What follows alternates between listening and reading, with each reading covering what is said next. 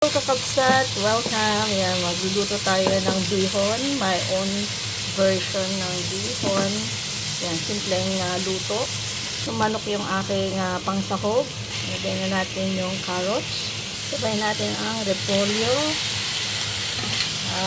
Yan. Chicken broth. Yan.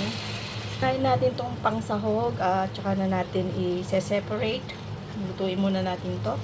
Lagyan natin ng magic syrup, paminta, soy sauce.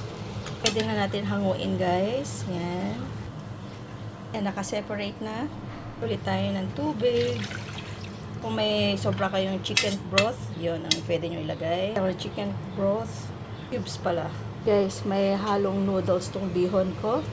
Yan. Lagyan na natin ng panlasa. Yan, may toyo. Siyempre, magic syrup. Paminta. Pwede na natin ihalo yung sahog kanina. Yan. Pwede na natin i-mix. Yan. Okay na to guys. Pwede nang kumain. Yan. Ayan na po. Mangan!